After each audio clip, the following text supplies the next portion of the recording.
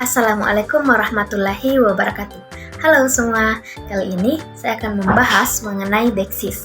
Tapi sebelum itu, saya sedikit menjelaskan apa sih itu Deksis. Nah, Deksis adalah kata atau frasa yang rujukannya tidak tetap dan dapat berubah makna sesuai dengan situasi atau konteks pembicaraan. Selanjutnya, mari kita menjelaskan lebih lanjut mengenai Deksis. Deksis adalah suatu cara untuk mengacu pada sesuatu dengan menggunakan bahasa yang maknanya bergantung pada konteks atau situasi tertentu. Sederhananya, ini adalah penggunaan kata-kata yang mengacu pada sesuatu yang sudah diketahui bersama oleh penutur dan pendengar, seperti di sini, sekarang, atau aku. Adapun beberapa manfaat dari Deksis, yang pertama efisiensi komunikasi. Deksis membuat komunikasi menjadi lebih efisien karena kita tidak perlu menjelaskan secara detail seperti dalam sebuah percakapan. Kita bisa langsung mengatakan ambil itu tanpa perlu menjelaskan secara spesifik ambil buku yang ada di atas meja itu. Yang kedua, membuat bahasa lebih hidup. Deksis membuat bahasa menjadi lebih hidup dan alami. Penggunaan kata ganti seperti aku, kamu, atau dia membuat percakapan terasa lebih personal dan dekat. Yang ketiga, menciptakan kohesi teks. Dalam teks tertulis, Deksis membantu menghubungkan satu kalimat dengan kalimat lainnya, sehingga teks menjadi lebih padu dan mudah dipahami. Yang keempat, menunjukkan hubungan sosial. Penggunaan Deksis dapat menunjukkan hubungan sosial antara penutur dan pendengar. Misalnya, penggunaan kata sapaan yang berbeda dapat menunjukkan tingkat formalitas atau kedekatan hubungan.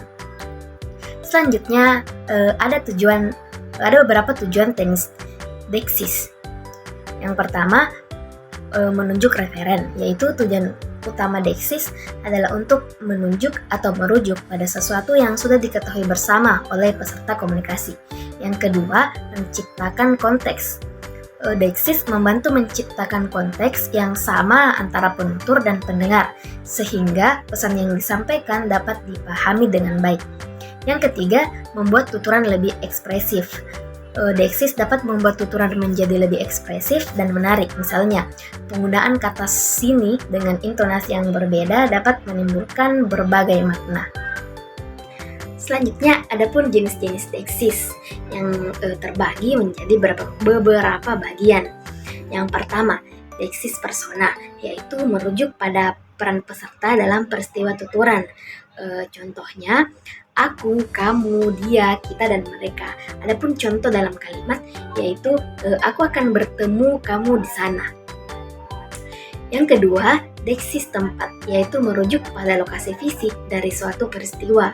Contohnya, sini, sana, di sini, dan di sana. Contoh dalam kalimat yaitu buku itu ada di sana dekat jendela. Yang ketiga, Deksis waktu, yaitu merujuk pada waktu terjadinya suatu peristiwa. Contohnya, sekarang, kita, kemarin, dan besok. Contoh dalam kalimatnya yaitu sekarang adalah waktu yang tepat untuk pergi. Yang keempat, Deksis sosial, yaitu merujuk pada hubungan sosial antara peserta tuturan. Contohnya, bapak, ibu, saudara, tuan, anak. Contoh dalam kalimatnya itu bapak akan memberikan hadiah kepada anak. Yang kelima, Deksis wacana, yaitu merujuk pada hubungan antara bagian-bagian teks. Contohnya, ini, itu, sebelumnya, atau selanjutnya. Contoh dalam kalimat yaitu ini adalah poin yang paling penting. Adapun contoh lain Deksis dalam kehidupan sehari-hari, yaitu yang pertama, kemarin aku ke sana tapi tidak bertemu dia. Kalimat ini merujuk pada Deksis waktu, tempat, dan persona.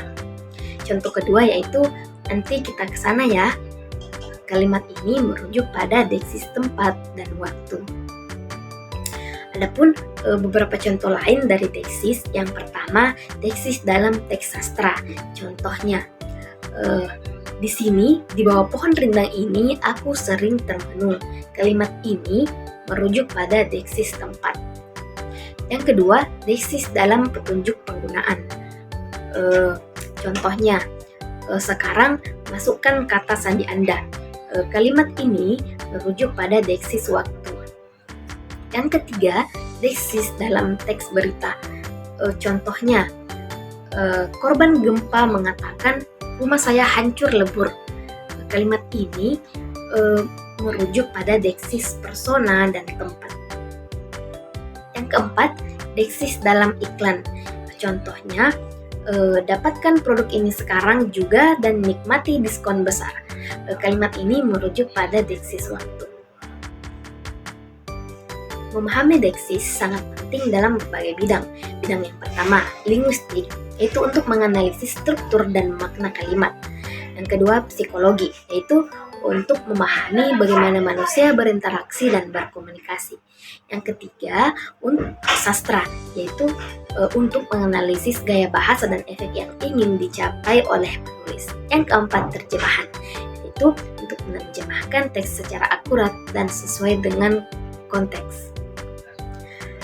Adapun kesimpulan dari materi yang saya sampaikan pada kali ini mengenai deksis, yaitu deksis adalah bagian yang sangat penting dalam bahasa. Kata-kata dektik membantu untuk berkomunikasi secara efektif dengan cara menghubungkan bahasa dengan dunia nyata. Dengan memahami berbagai jenis deksis, kita dapat lebih baik dalam menganalisis dan memahami teks serta dalam berinteraksi dengan orang lain. Baik, itulah tadi penyampaian saya mengenai deksis. Kurang lebihnya mohon dimaafkan. Wabillahi taufiq wal hidayah. Wassalamualaikum warahmatullahi wabarakatuh.